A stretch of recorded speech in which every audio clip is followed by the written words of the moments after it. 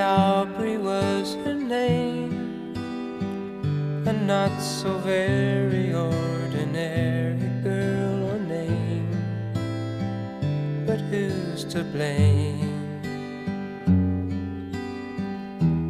for a love that wouldn't bloom, for the hearts that never played in tune, like a lovely melody that everyone can sing. Take away the words that rhyme, it doesn't mean a thing.